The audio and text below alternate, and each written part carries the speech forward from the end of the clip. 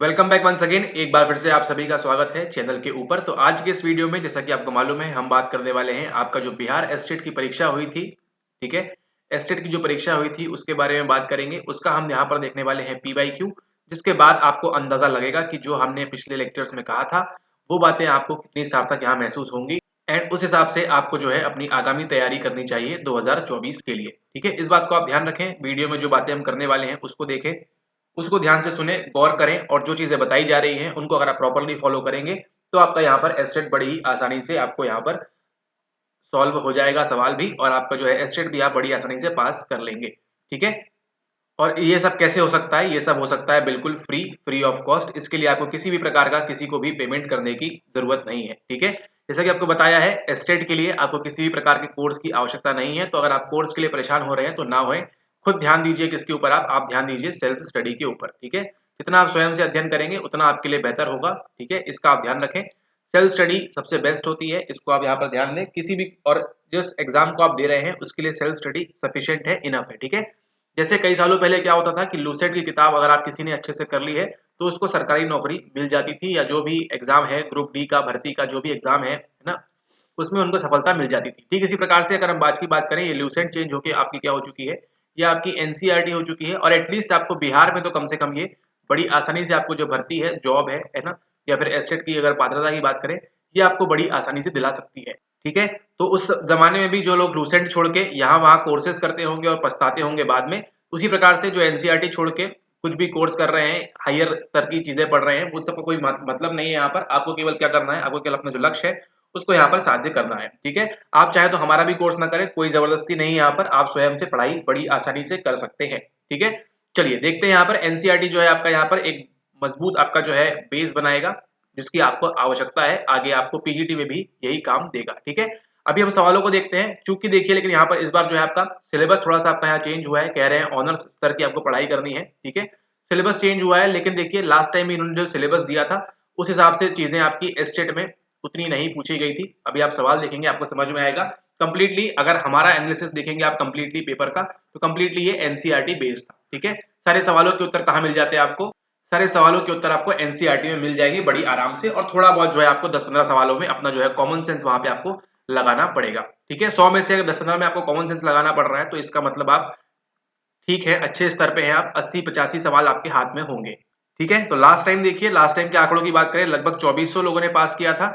इस बार ये आंकड़ा हो सकता है इंक्रीज हो जाए या नहीं भी हो, है ना। तो देखिए लास्ट टाइम 2400 ने किया था, इस बार हो सकता है ये अगेन आपको इंक्रीज होता हुआ देखने मिले, है ना। हो भी सकता है, नहीं भी हो सकता है, लेकिन जितने लोग भरेंगे यहाँ पर और जो फॉलो कर रहे हैं चैनल को प्रॉपरली, वो तो आराम से निकाल लेंगे यहाँ पर। ठीक है, एस्टेट तो पास कर ही लेंगे, उनको तो एस्टेट पास करा ही दिया जाएगा। ठीक है, क्या करना है, बस इस चैनल पे जो भी वीडियोस आ रही है उनको फॉलो करते जाएं अपने एस्टेट से संबंधित, और जो बताया जा रहा है उस हिसाब से आप सेल्फ स्टडी करते जाएं। और PYQs तो देखिए आज की वीडियो से स्टार्ट हो जाएगा, तो प्लेलिस्ट बन गई है, तो प्लेलिस्ट को आप वहां पे फॉलो करते रहें और इन सभी PYQs को अच्छे से करते रहें। चलिए यहाँ पर देखिए इस प्रकार से कुछ आता है आपका क्वेश्चन पेपर। ये देखिए ऑनलाइन मोड में होगा। सब्जेक्ट कोड क्या है आपका, 223 है। लास्ट टाइम भी ये था, इस बार भी यही है, 223। समय देखिए क्या था, समय था दोपहर के 3 बजे से लेकर 5:30 बजे तक। मतलब कितने घंटे की परीक्षा थी, 2.5 घंटे की थी। एंड देन 14 तारीख को हुआ था, 14 सितंबर को हुआ था आपका। ठीक है, साइकोलॉजी, खैर इन्होंने स्पेलिंग गलत लिख दी है, उसको माइंड मत करिए, ऐसा आपको देखने मिल सकता है। ठीक है, सब्जेक्ट क्वेश्चंस यहाँ पे दिए हुए हैं। अभी देखिए यहाँ पर आपका हिंदी दिया हुआ है। ठीक है, तो अभी जो सारे प्रश्न देखने मिलेंगे वो कैसे मिलेंगे आपको, सारे प्रश्न आपको यहाँ पर हिंदी में देखने मिलेंगे। नो मैटर आप इंग्लिश मीडियम वगैरह सेलेक्ट कर सकते हैं अगर वहाँ ऑप्शन आ रहा है तो, उस हिसाब से आपको वहां पर मिल जाएगा। अब देखिए सबसे पहला सवाल, क्या आप सोचिए क्या आपको इसका उत्तर नहीं बनेगा। ठीक है, मनोविज्ञान खालिस्तान के अनुभव और व्यवहार का अध्ययन करने वाला विज्ञान है। ठीक है, थोड़ा सा यहाँ पे ट्रिकी हो जाता है सवाल, दिखने में बहुत ही आसान है लेकिन ट्रिकी है सवाल। मानव जाति दिया हुआ है, जीव दिया हुआ है, प्लांट दिया हुआ है, पशु दिया हुआ है। ठीक है, मनोविज्ञान खालिस्तान के अनुभव और व्यवहार का अध्ययन करने वाला विज्ञान है। आपको मालूम है एक साइंस है यहाँ पर, किसकी स्टडी करता है, ह्यूमंस की करता है मोस्टली। तो अधिकतर लोग क्या करेंगे, ए मानव जाति को यहाँ पर टिक कर देंगे। ठीक है, उनका ध्यान यहाँ पशु की ओर नहीं जाएगा। प्लांट तो एलिमिनेट कर लेंगे, चलिए प्लांट का अध्ययन हम नहीं करते हैं, ऐसा मान लेते हैं। यहाँ पे प्लांट का अध्ययन हम क्यों करेंगे, प्लांट का क्या अनुभव है।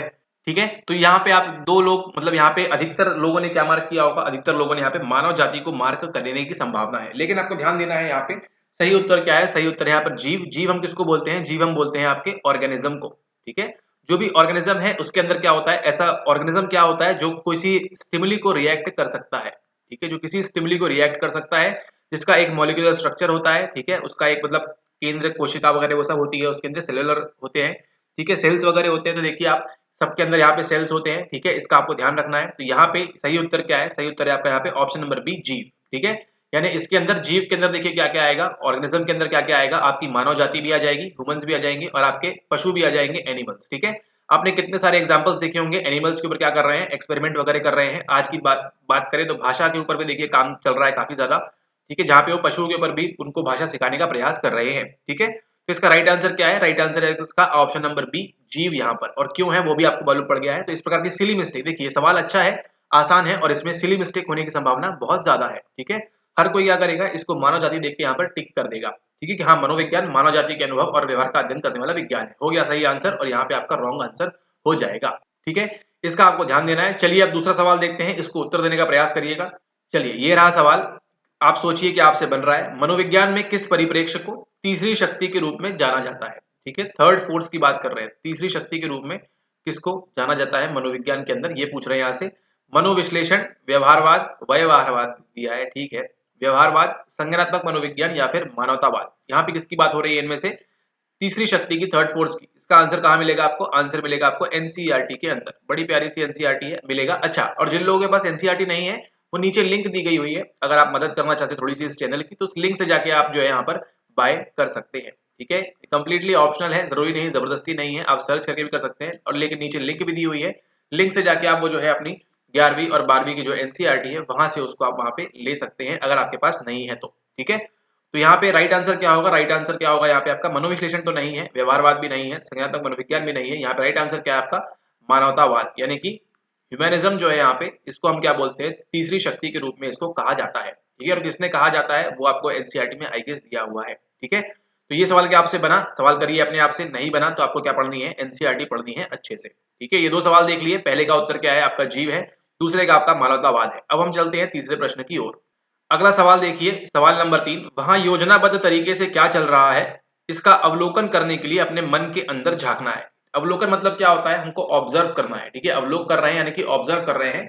वहां योजनाबद्ध तरीके से क्या चल रहा है इसके लिए अपने मन के अंदर झांकना है ना। मन के अंदर झांकने की जब भी बात होगी तो अगर आपने एनसीईआरटी पढ़ी हुई है तो आपको मालूम है मन के अंदर कब हम झांकते हैं। इसकी बात कौन करते हैं, इसकी बात करते हैं वर्ल्ड वॉर वाले साहब। वर्ल्ड वॉर वाले कौन है, आपके विलियम वुड, ठीक है। अवलोकन की बात नहीं है, प्रयोग भी नहीं करेंगे और ध्यान भी यहाँ पर नहीं करेंगे, है ना। ध्यान में हम मन के अंदर नहीं झांकते, मन को हम शांत करते हैं, ठीक है। थोड़ा सा यहाँ डिप्लोमेटिक है लेकिन स्टिल इस चारों ऑप्शंस में सबसे बेस्ट क्या सूट कर रहा है आपका ऑप्शन नंबर बी, आत्मनिरीक्षण, ठीक है। इसको हम क्या बोलते हैं, इसको हम बोलते हैं इंट्रोस्पेक्शन, है ना। इंस्पेक्शन मतलब मालूम है ना, इंस्पेक्शन मतलब जांच करना, झांकना, देखना क्या हो रहा है वहां पे, है ना। इंट्रो मतलब खुद के अंदर ही आत्मनिरीक्षण की बात यहाँ पे कर रहा है, ठीक है। तो वहां योजनाबद्ध तरीके से क्या चल रहा है इसका अवलोकन करने के लिए, इसको ऑब्जर्व करने के लिए अपने मन के अंदर हम झांक रहे हैं। इसको हम क्या कहते हैं, किसने बताया हमको, हमको बताया विल्हम वुंट ने, ठीक है। 1879 लिप्जिग जर्मनी की पहली प्रयोगशाला आत्मनिरीक्षण के बारे में वो बात कर रहे थे, ठीक है। तो ये देखिए आपने 3 सवाल, बड़े ही आसान सवाल थे, इसके लिए कोई बड़ा भारी भरकम कोर्स करने की आपका आवश्यकता नहीं है। चुपचाप बैठ के एनसीईआरटी पढ़ें, खुद से पढ़ें, ठीक है, और आपका बड़े ही आसानी से आपका पेपर जाएगा, ठीक है। इस बार तो गया था आत्मनिरीक्षण, देखिए यहाँ पे। और थोड़ा बहुत आपकी जब एनसीईआरटी कंप्लीट हो जाए उसके बाद ही आप यहाँ वहां पर कहीं भागे, उसके अलावा कुछ भी ना करें, ठीक है। तो यहाँ पे तीसरा आंसर क्या है आपका, आत्मनिरीक्षण जो है इसका करेक्ट आंसर है। क्या आपसे बना, सवाल करिए खुद से। अब हम चलते हैं सवाल नंबर 4 की ओर। अब देखिए अगला सवाल, सवाल नंबर 4, प्रयोगात्मक विधि में निम्नांकित में से किसकी कमी पाई जाती है। ये कह सकते हैं, इसको कंसिडर कर सकते हैं, थोड़ा सा टफ सवाल, आपको एनसीईआरटी वगैरह में नहीं मिलेगा, ठीक है। अभी तक आपने चौथा में से, आपने 4 में से केवल एक सवाल देखा जो आपसे नहीं बन रहा है, थोड़ा डिफिकल्ट आपको लगेगा, ठीक है। यहाँ पे पूछ रहे हैं प्रयोगात्मक विधि में निम्नांकित में से किसकी कमी पाई जाती है, आंतरिक वैधता, बाह्य वैधता, परीक्षण वैधता, अंतर्वस्तु वैधता। इनमें से क्या आपकी कमी पाई जाती है वो पूछ रहे हैं। यहाँ पे किसकी बात कर रहे हैं, वो बात कर रहे हैं वैलिडिटी, ठीक है, वैलिड है या नहीं है जो हम मेजर करना चाहते हैं। वो अलग अलग डेफिनेशंस दी गई है। उसी के साथ आपको एक और चीज आती है, वो क्या है आपकी, वो है आपकी विश्वसनीयता यानी कि रिलायबिलिटी। तो अब आप ये ध्यान रखें, एस्टेट के लिए आपको रिलायबिलिटी पढ़ के जाना है अच्छे से और वैलिडिटी भी अच्छे से पढ़ के जाना है। सवाल देखने को मिला था आपको यहाँ पर, ठीक है। ओके, तो यहाँ पे प्रयोगात्मक विधि में एक्सपेरिमेंटल मेथड के अंदर, ये कौन सी मेथड है यहाँ पे, इंग्लिश वालों के लिए बता दें, यहाँ पे एक्सपेरिमेंटल मेथड की बात कर रहे हैं। एक्सपेरिमेंटल मेथड में इनमें से क्या कम पाया जाता है, परीक्षण वैधता, अंतर्वस्तु वैधता, बाह्य वैधता या फिर आंतरिक वैधता। यहाँ पे राइट आंसर क्या है आपका, option number A, internal validity जो है आपकी यहाँ पे कम पाई जाती है, ठीक है। आंतरिक वैधता जो है वो यहाँ पर आपको कम देखने मिलेगी आपको एक्सपेरिमेंटल के अंदर, ठीक है, एक्सपेरिमेंटल मेथड के अंदर, ठीक है। तो ये 4 सवाल देखे, 4 में से आपको एक ऐसा मिला जो आपको डिफिकल्ट लग रहा है, ठीक है। अब हम चलते हैं अगले सवाल की ओर। यहाँ पर देखिए अगला सवाल, सवाल नंबर 5। रोगी का अवधान दवा की दुकान की ओर जाना को आप निम्नांकित में से किस श्रेणी का अवधान कहेंगे? आपको दिया हुआ है किसके बारे में? अटेंशन के बारे में दिया हुआ है। तो आपको क्या पढ़ना है अगले एस्टेट के लिए? अच्छे से आपको पढ़ना होंगे टाइप्स ऑफ अटेंशन, किस किस प्रकार के अटेंशन, किस किस प्रकार के अवधान होते हैं। ठीक है, उनमें से देखिए यहाँ पे ऐच्छिक अवधान दिया है, अनैच्छिक अवधान दिया है, स्वाभाविक अवधान दिया है और अस्थिर अवधान दिया हुआ है। अगर आपको अवधान अटेंशन कुछ भी नहीं मालूम तो भी आप कॉमन सेंस हिंदी अगर पढ़ना जानते हैं तो भी आप इसका उत्तर दे सकते हैं। रोगी का अवधान दवा की दुकान की ओर जाना को आप निम्नलिखित में से किस श्रेणी का अवधान कहेंगे? है ना, आप क्या है, आप एक रोगी हैं, मान लीजिए आपको जो है जुकाम है। ठीक है, तो क्या करेंगे, आपका ध्यान कहाँ जाएगा? दवा की दुकान की ओर जाएगा। ये क्यों हो रहा है? क्या ये अनैच्छिक तरीके से होगा? आप तो अपना मतलब दर्द में करा रहे हैं और आपका अनैच्छिक तरीके से आपका ध्यान चला गया?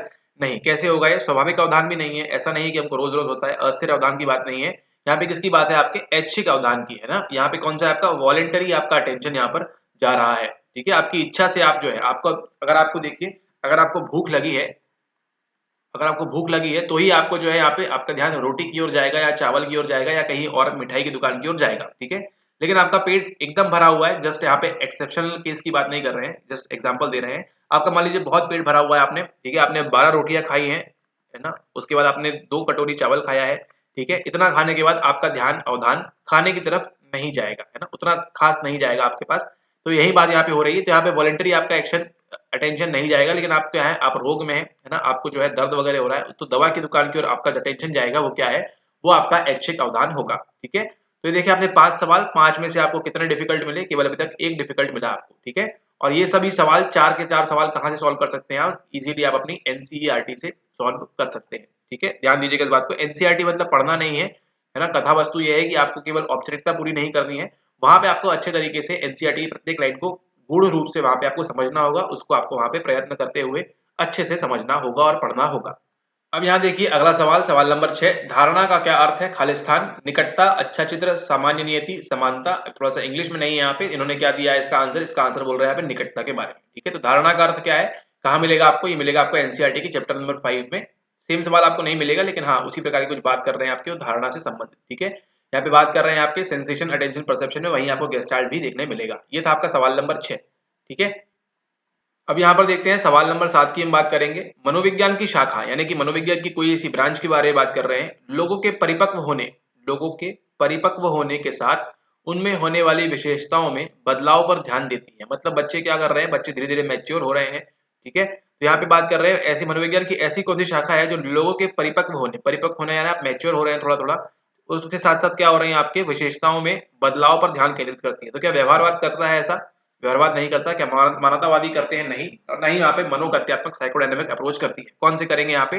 करेंगे आपके विकास मानसिक परिप्रेक्ष्य वाले। ठीक है, डेवलपमेंटल कॉग्निटिव यहाँ पे दिया हुआ है इस प्रकार से, तो यहाँ पे सही लग रहा है, मोस्ट सुटेबल यही है। ठीक है, तो यहाँ पे राइट आंसर क्या होगा आपका? ऑप्शन नंबर बी, विकास मानसिक परिप्रेक्ष्य। ठीक है, इसको थोड़ा सा आपको एलिमिनेट करना होगा। देखिए व्यवहारवाद में क्या होता है, आपके स्टिमुलस वगैरह के साथ क्या होगा? आपका रिएक्शन होगा, तो वहां पे आपकी मैच्योरिटी की बात नहीं होगी। मैच्योरिटी की बात कहाँ होगी? जहाँ पे क्या हो रहा है? आपका डेवलपमेंट हो रहा है। डेवलपमेंट आपको कहाँ मिल रहा है देखने? आपको केवल एक ही ऑप्शन में देखने मिल रहा है। इस प्रकार से आप इसको इजीली कर सकते हैं। ठीक है, डेवलपमेंट की बात हो रही है तो यहाँ पे किसकी बात करेंगे? यहाँ पे बात करेंगे विकास मानसिक परिप्रेक्ष्य के बारे में। ठीक है, मनोगत्यात्मक की बात नहीं करते हैं, तो इनर मोटिव्स, इनर चीजें जो हिडन है साइकोडायनेमिक में, साइको एनालिटिक में, वहां पे उसकी बातें होती है। ठीक है, और मानवतावादी आपको मालूम है किसकी बात करता है? यह बात करता है सेल्फ फुलफिलिंग पोटेंशियल की। ठीक है, सेल्फ रियलाइजेशन की, आत्मसिद्धि वगैरह की बात करता है मानवतावादी परिप्रेक्ष्य। ठीक है, इनमें से कौन सा करता है? लोगों के परिपक्व होने की बात विकास मानसिक परिप्रेक्ष्य आपका यहाँ पर करता है। तो 7 सवाल देखे, 7 में से आपको केवल एक ही अभी तक ऐसा कुछ खास विशेष डिफिकल्ट देखने मिला है। अगला सवाल देखिए, सवाल नंबर 8। अधिगम में व्यवहार परिवर्तन होता है अस्थायी, स्थायी, अपेक्षाकृत स्थायी, उपयुक्त के सभी। ठीक है, यहाँ पे क्या किया है? यहाँ पे आपको ऑप्शन नंबर डी देकर आपको यहाँ पे कंफ्यूज करने का प्रयास किया है। ऑप्शन नंबर डी देकर, ऑप्शन नंबर डी यहाँ पर नहीं होगा। ठीक है, अधिगम में व्यवहार परिवर्तन होता है अपेक्षाकृत स्थायी। इसको हम अंग्रेजी में क्या बोलते हैं? इंग्लिश में इसको जो देख रहे हैं बच्चे उनके लिए बोलते हैं यहाँ पर रिलेटिवली परमानेंट। ठीक है, परमानेंट नहीं होता है, रिलेटिवली परमानेंट होता है। ठीक है, अधिगम में व्यवहार परिवर्तन कैसा होता है? रिलेटिवली परमानेंट होता है, अपेक्षाकृत स्थायी होता है। सर सर सर, इसका उत्तर कहाँ देखने मिलेगा? ये तो टफ सवाल है, कैसे बनेगा? आंसर क्या है इसकी? आंसर है इसका एनसीईआरटी। एनसीईआरटी में same as it is definition दी हुई है। ठीक है, इसका आप यहाँ पर ध्यान रखें। चलिए, तो 8 सवाल में से आपने देख लिया, 8 में से आपको 7 सवाल कहाँ देखने मिले? 7 सवाल आपको एनसीईआरटी से लगभग देखने मिले। ठीक है, एनसीईआरटी में थोड़ा सा अपना कॉमन सेंस तो आपको लगाना ही पड़ेगा परीक्षा हॉल के अंदर। ठीक है, ओके, अब देखते हैं हम अगले सवाल की ओर। अगला सवाल देखिए, सवाल नंबर 9। पेवलोव के प्रयोग में कुत्ता लार का स्राव करता है, घंटी से अनुबंधित होने के बाद लार को कहा जाता है। बड़ा ही आसान सवाल है। अगेन, स्वाभाविक अनुक्रिया, अनुबंधित अनुक्रिया, स्वाभाविक उद्दीपक, उपरोक्त में से कोई नहीं। बताइए क्या होगा यहाँ पे। जब बोल रहे हैं कि घंटी बज चुकी है, कंडीशन स्टिमुलस हमारा आ चुका है, जो हमको मिलेगा वो क्या मिलेगा, वो हमको सीआर ही मिलेगा, यानी कि क्या होगा, ये अनुबंधित अनुक्रिया देखने को मिलेगी। ठीक है, बड़ा ही आसान सवाल है। अगेन, ये ऑप्शन नंबर बी इसका जो है करेक्ट आंसर होगा। इसका भी सोर्स कहाँ मिलेगा आपको, सोर्स आपकी एनसीईआरटी में दिया हुआ है। ठीक है, वहां पे भी दिया हुआ है कि जब कुत्ता का जो है लार का स्राव करता है, श्वान जो है करता है, तो इस प्रकार की चीजें वहां देखने मिलती है। ठीक है, क्या क्या ध्यान रखना है आपको आने वाली परीक्षा के लिए, आपको यूएस, यूआर, सीएस, सीआर कैसे काम करता है, कितने प्रकार की कंडीशनिंग होती है, ये सब चीजें आप ध्यान रखेंगे। सब कुछ एनसीईआरटी में दिया हुआ है, कोई जादुई भाषा यहाँ का उपयोग, मैजिकल थिंकिंग यहाँ कोई नहीं चल रही है। ठीक है, 9 सवाल देख लिए। अब देखते हैं, चलिए आज का अंतिम सवाल। ये देखिए, आ ही गया सवाल जो अभी आपको बोल रहे थे। अनुबंधन के प्रयोगों में कितने तरह के कालिक क्रमों का अध्ययन किया गया है। 2, 3, 4, 5 है ना। सवाल डिफिकल्ट किसको लगेगा, जिसने पढ़ा नहीं है, और जिसने क्या पढ़ी है, जिसने एनसीईआरटी पढ़ी है, उसके लिए आसान हो जाएगा। ठीक है, एनसीईआरटी में दिया हुआ है अनुबंधन के प्रयोगों के लिए कितने प्रकार का होता है। यहाँ पे 2 प्रकार का नहीं होता है, 3 प्रकार का नहीं होता है, 5 प्रकार का भी नहीं होता। ठीक है, तो 2, 3, 5 ना करें, 4 जो है इसका सही आंसर है। 4 प्रकार की आपकी होती है यहाँ पे, है ना। कालिक क्रमों का अध्ययन किया गया है आपके 4 प्रकार के। ये आपको हायर स्टडीज में भी देखने मिलता है, बीए या एमए में आपको शायद पढ़ा हो आपने। ठीक है, लेकिन आपके एनसीईआरटी में भी इस प्रकार से यहाँ पर दिया हुआ है। ठीक है, तो 4 प्रकार की जो है अनुबंधन के प्रयोगों में हम कालिक क्रमों का, ठीक है, प्रयोग करते हैं इसका। ठीक है, तो ये था आपका 10 सवाल। 10 में से देखिए, 10 में से आपको यहाँ बताएं, आपने अभी देखे यहाँ पे 10 सवाल। सवाल करिए खुद से कि क्या इन 10 सवालों के उत्तर मैं दे सकती हूँ, मैं दे सकता हूँ। जिस स्पीड से हमने बताया उससे थोड़ा सा स्लो, अगर आप क्या इसको उत्तर दे सकते हैं। सवाल करिए खुद से। 10 में से अगर आप 8, 9 के उत्तर दे पा रहे थे तो वेरी गुड, आप सही मार्ग पे हैं। कंटिन्यू करिए जो भी कर रहे हैं। ठीक है, और अगर आप यहाँ पे 7, 6 से कम आ चुके हैं आप, ठीक है, तो आपको जो है अच्छे से पढ़ने की आवश्यकता होगी। ठीक है, इसको आप ध्यान रखें। यहाँ पे 100% आपको जो है अच्छे से पढ़ना होगा अगर आपने मोस्ट ऑफ द आंसर्स को गलत दिया हुआ है। ठीक है, और 5 से कम वाले तो जो है ध्यान रखें, 5 से कम वाले सब कुछ बंद कर दें और चुपचाप जो बताया जा रहा है उसको यहाँ पर फॉलो करते जाएं। ठीक है, ओके, तो 10 सवालों के उत्तर देखिए। 10 में से देखिए आपका एक सवाल जो था आपको एक्सपेरिमेंटल मेथड वाला, वो थोड़ा सा आपके लिए डिफिकल्ट मान सकते हैं कि वो आपने नहीं पढ़ा है, वो डिफिकल्ट है आपके लिए, इसको बस छोड़ दिया जाए। तो बाकी के 9 सवालों में से देखिए आप अपने आप को एसेस कर सकते हैं। ठीक है, तो ये देखिए आपने 10 सवाल, 10 में से सबका सोर्स अगर देखा जाए, ऑल इन एवरेज निकाला जाए, तो कहां से निकल के आ रहा है, आपकी एनसीईआरटी से। 9 सवाल तो आपको डायरेक्टली देखने मिले हैं।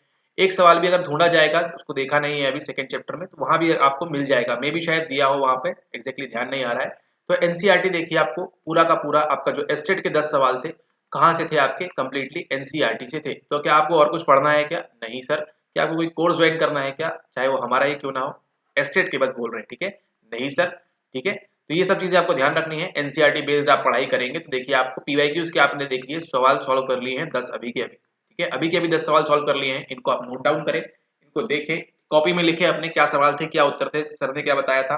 ठीक है, किस प्रकार से सही उत्तर होना चाहिए, कहाँ देखने मिला था, सब कुछ बताया हुआ है वीडियो में। इसके अलावा कुछ भी देखने की जरूरत नहीं है आपको, सब कुछ बताया हुआ है। इसको बस क्या करें, फॉलो करें, नोट डाउन करें। और ये जो आप नोट्स बनाएंगे अभी इन्हीं वीडियोस के माध्यम से, ये कहाँ काम आएंगे आपको, ये काम आएंगे आपको पीजीटी के अंदर भी। ठीक है, अभी से आपकी तैयारी शुरू कर दीजिए पीजीटी के लिए भी, और इस प्रकार से आप यहाँ पे इसको फॉलो करते जाइए। ठीक है, ओके, तो चलिए इस वीडियो को समाप्त करते हैं। हमने देखे 10 सवाल, उनके उत्तर सहित, ठीक है, क्या उनके उत्तर होंगे, और इसको आप नोट डाउन कर लें, क्या क्या उत्तर बताए गए हैं, क्या क्या सही है, कौन कहाँ से सोर्स लिया है वो भी बताया हुआ है। तो एनसीईआरटी को मान के चलिए, जितना अच्छे से पढ़ेंगे उतना आपके लिए फायदेमंद होगा।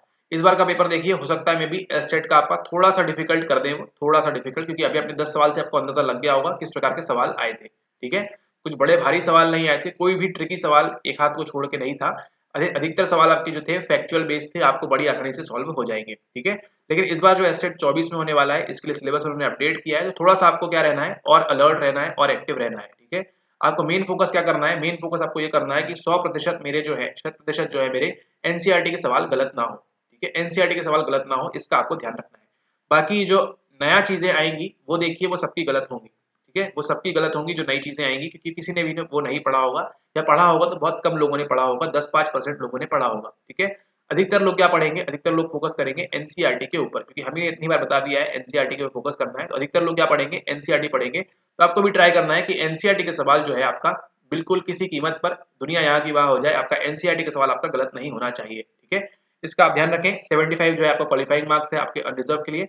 बाकी सारी चीजें आपको ऑलरेडी बता दी है। इस वीडियो में डिस्कस किया हमने आपके एस्टेट प्रीवियस वाला जो हुआ था फर्स्ट वाला, वो आपका, उसके हमने पीआई को डिस्कस किए, प्लस उसका आंसर देखा हमने सॉल्व तरीके से, ठीक है। सॉल्व आंसर की भी देखी हमने, क्या उसका आंसर होना चाहिए, और उसका हमने साथ साथ क्या देखा, उसका हमने यहाँ पर सोर्स भी देखा, ठीक है।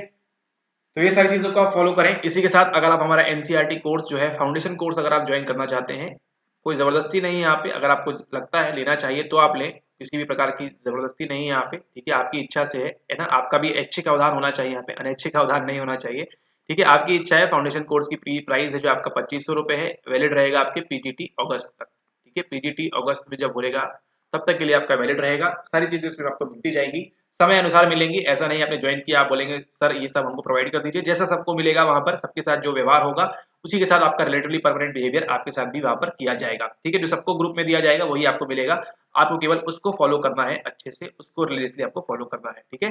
ज्वाइन करने के लिए क्या क्या करना है, स्टेप्स नीचे दिए हुए हैं, स्टेप्स को 1 2 3 4 5 प्रॉपर स्टेप्स जो है दिए गए हैं, उनको वहां पर फॉलो करें, कोई भी स्टेप आप मिस ना करें। बाकी आपकी मर्जी, फ्री लेक्चर आपको आ रहे हैं, इससे भी आपको काफी ज्यादा फायदा होगा, हो ही रहा है। इसी प्रकार से इसको देखते रहें। और चैनल पे अगर पहली बार आए हैं तो कहाँ थे अभी तक, अभी तक तो आपको आ जाना चाहिए। पीजी2 मिस कर दिया, 3.0 मिस मत करिएगा, ठीक है। और इस चैनल को सब्सक्राइब जरूर कीजिएगा और लाइक कीजिएगा वीडियो को, और शेयर कर दीजिए खूब सारा अपने फ्रेंड्स के साथ जो एस्टेट की परीक्षा दे रहे हैं। एमएड वाले को भी बोलिए कि आप जो परीक्षा दे रहे हैं एमएड वालों के लिए भी ये एस्टेट तो एलिजिबल है, लेकिन पीजीटी वहां पर एलिजिबल नहीं है। Alright, okay. इसी के साथ वीडियो को समाप्त करते हैं, तब तक के लिए धन्यवाद।